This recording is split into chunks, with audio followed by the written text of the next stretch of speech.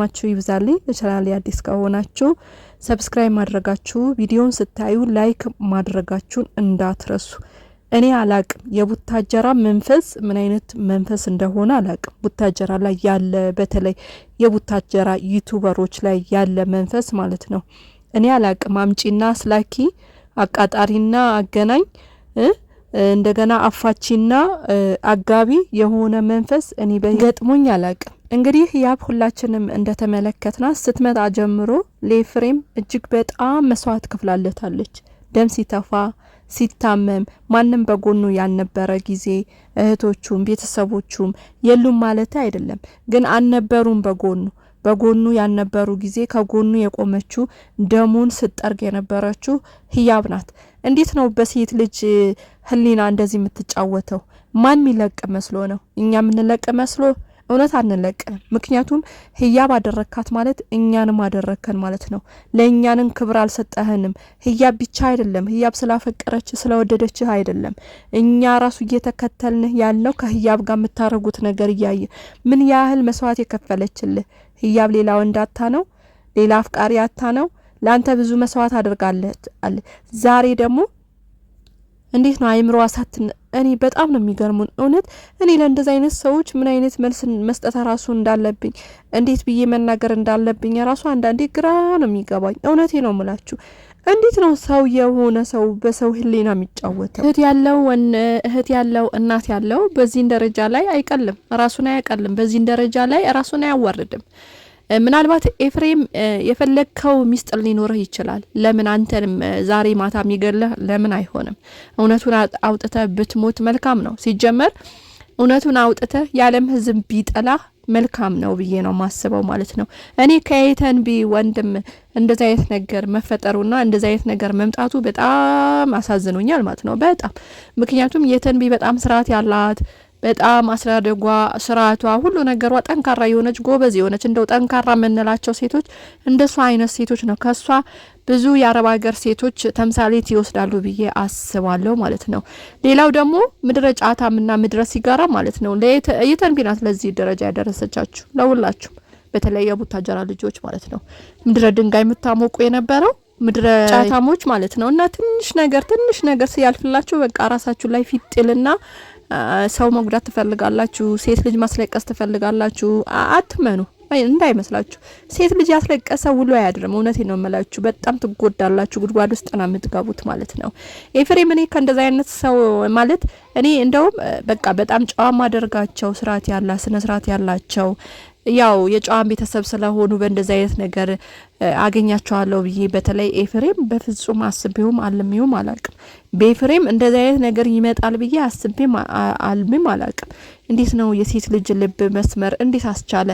እንዴት በቃ በጣም የዋህ መሆኑ፣ በጣም አስተዋይ መሆኑ፣ በጣም አሳቢ መሆኑ ነው እኔ ማስበው የነበረው። ሲቀርባትም የነበረው ደግሞ በቃ የሌለ ነገር ነው። በቃ ሴት ልጅ አይደለም በህይወት ልትኖር ይቅርና ለአንድ ቀን ማዳር ማትፈልግበት አካሄድ ነው ሲቀርባትና ሲወዳት የነበረው። ለምን እንዴ እናንተ እኮ በህይወት የሚያስደሰታችሁ ነገር ነው እሱን ሳላጣ ብኖር ብላችሁ ፈጣሪያችሁን ምትለምኑት ማለት ነው። ህያብ እንደው ራሴን እጎዳለሁ ብትል ራሱ የሚገባት ናት። ምክንያቱም የማይሆን ነገር ነው ሲያረጋት የነበረው፣ የማያሳዩት ነገር ነው ሲያሳያት የነበረው፣ የማይወደድ ነገር ነው ሲወዳት የነበረው። በዚህም ልክ ባንዴ ማት መጥቶ መብረቅ መጥቶ እንደዚህ አይነት ነገር ሲፈጠር ማንኛውም ሴት ልኑር ምትልበት ተስፋ ምንም አይነት ነገር አይኖርም ማለት ነው። እኔ እንጃ በጣም ጠንካራ ውስጧ ላይ መንፈስ ቅዱስ ያለ እግዚአብሔር የረዳት እግዚአብሔር አቋሙና ብርታቱን የሰጣት ሴት ካልሆነች በስተቀር ማንኛውም ሴት የወደደችውን ስታጣ ምንም ነገር ከማድረግ ወደ ኋላ ምትል የለችም። ስለዚህ ኤፍሬም እኔ አላቅም ሲናገር የነበረው እህቴ ትጠላኛለች፣ ወንድሜ ይጠላኛል፣ እናት አባቴ ትጠላኛለች። እንደው ማንም ይጥላ፣ እውነቴ ነው የምልህ የዓለም ህዝብ ሁሉ ይጥላ። እንደው ህያብም እውነቱን ነግረሃት ትጥላ። ከህሊናህም እኮ ነጻ ትወጣለህ፣ ህሊናህም እኮ ነጻ ይሆናል። እኔ ኤፍሬም ምንድነው በዚህ ደረጃ ግን እኛን እንደዚህ የምትንቁን? ምንድነው በዚህ ደረጃ ግን ሴቶችን አውርዳችሁ ዝቅ የምታረጉት? አሁን እውነት አንተ ደስታ አገኘህ ነው? እንደው አንተ አሁን ህሊናህን ደስ ብሎት ነው አሁን ከእቺ ፌንጣ ከመሰለች ልጅ ጋራ ከማስጠላቷ ደግሞ አለማፈሯ ይሄን ፎቶ አልፈልግም ይሄን አልፈልግም ያው ብቻ እኔ አላቅም። ያው ሰው አጠገቡ ስትኖሩ የፈለጋችሁ ነገር ማድረግና የፈለጋችሁም ነገር መናገር ትችላላችሁ። ግን እዚህ ላይ አሁን እነሱ ማያገኙት ወይም ማናገኛቸው ነገር ላይ መፎከሩ አስፈላጊም አይደለም እንጂ እንደ ሴትነታችን ህያብ ምንም አይነት ነገር እንድትጎዳ አንፈልግም። ምክንያቱም የሴት ቁስል የሁላችንም ቁስል ነው፣ የሁላችንም ጉዳት ነው። ህያብ በጣም እየጎዳሃት ነው ያለው፣ በጣም እያቆሰልካት ነው ያለው። ካንተ 2 አመት 3 አመት 4 አመት እድሜዋን መስዋዕት አድርጋለች፣ ብዙ ነገሯን መስዋዕት አድርጋለች፣ ቤተሰቦቿን መስዋዕት አድርጋለች፣ እውነት ለመናገር ማለት ነው። ምክንያቱም አንተ ባትፈልጋት ኖሮ ከመጀመሪያን ጀምሮ ብትነግራት ኖሮ እንደማትፈልጋት እየተናገርክ ነው አይደለ? ብትነግራት ኖሮ እሷም የራሷ ህይወት ትኖር ነበር። አሁን ራሷን እስከምትመልስ ራሷን እስከምትሆን እቺ ልጅ በጣም ብዙ ጊዜ ይፈጅባታል። እሱም ልኖር ካለች ነው፣ በህይወት ልኖር ካለች ነው። ይሄው ትላንትና እንዳየ ነው እንግዲህ የራሷን መድኃኒት ወስዳለች። እንግዲህ ዛሬ የሚመጣውን እግዚአብሔር ጥሩ ነገር ያሰማን ብለን ጸሎት እናደርጋለን እንጂ በዚህ ደረጃ አንተ ይሄን ያህል ለሷ እንደዚህ ክብር ማሳጣትና እሷን በዚህ ደረጃ ኤፍሬም ህያብን ታደርጋታለህ ብለን በፍጹም አስበንም ገምተንም አናቅም። አንተንም በዚህ ደረጃ ገምተንም ስለማናቅ ነው መሰለኝ በጣም ሁላችንም ያስደነገጣል። በጣም ማለት ነው በጣም አስደንግጦናል። በጣም ያልጠበቅነውና ያላሰብነውም ነገር ስለሆነ ካንተ አይነቱ እንደዚህ አይነት ነገሮቹ ይመጣልን ብለን ስላልገመትን ማለት ነው። ምክንያቱም እህትህ በጣም ጎበዝ ናት፣ አስተዋይ ናት፣ ጀግና ናት እና ታላቅም ስለሆነች ከሷ ጋር ብዙ ነገር አርአያ ትሆናላችሁ፣ ብዙ ነገር ትወስዳላችሁ ብለንም ስለምናስብ ማለት ነው።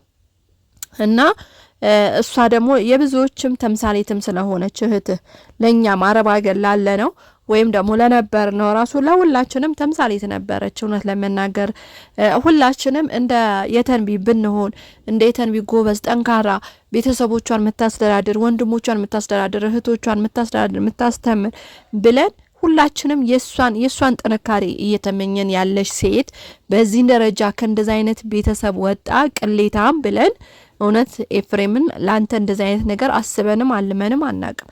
ደግሞ ሴት የምትሄድበትና የምትመጣበት አይደለም። ያው ጊዜ ይፈታዋል ምናምን የሚለው ነገር አለ። እንደው ሴቶች ምናልባት ወንዶች የሴቶች ልብ ማታውቁ ከሆነ ሴት ልጅ አንዴ ከቆረጠች መመለሻ የላትም።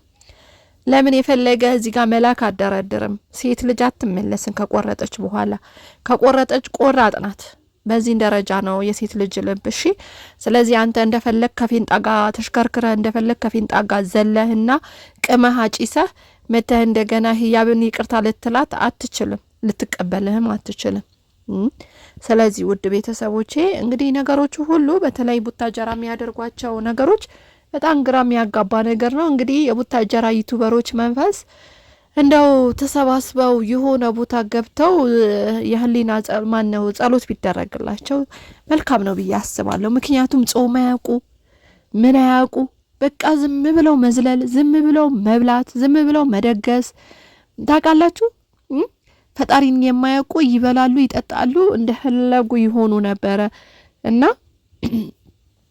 የእጃቸውም ደግሞ አግኝተው ከምድር ጠፍተዋል ማለት ነውና እንደዛ አይነት ማት እየመጣበት ነው እንግዲህ በሁላችንም ምክንያት ማለት ነው። ስለዚህ የቡታጀራ ልጆች እውነት ለመናገር በጣም አላቅም እኔ እንዲናቸው ብዬ ለምን አፌን አንቆሻለሁ። እንደው በእናንተ የመጣ ራሱ እኔ ጾም እየጾምኩኝ አይደለም፣ በቃ እናንተን እየሰማውም እያየሁም እየተናገርኩም እውነት ጾም መጾም ራሱ አውቁም ያለው ማለት ነው። ምክንያቱም ሰው አንደበቱ ጾም ካልጾመ ዘመ ብሎ የምግብ ጾም ቢጾም ምን ዋጋ አለው? እና ለማንኛውም ኤፍሬም ጥንቃቄ የምታረገው ነገር የህያብ እህት ወይ የህያብ ቤተሰብ ሳይሆን እኛ ራሱ ካንተ ጭንቅላት አንፋታም። እሺ ሰላማችሁ ይብዛልኝ። እንግዲህ ቻናሌን ሰብስክራይብ አድርጉ፣ እንዲሁም ላይክ አድርጉ። በሌላ ቪዲዮ እስከምመጣላችሁ ድረስ ሰላማችሁ ይብዛ ባይ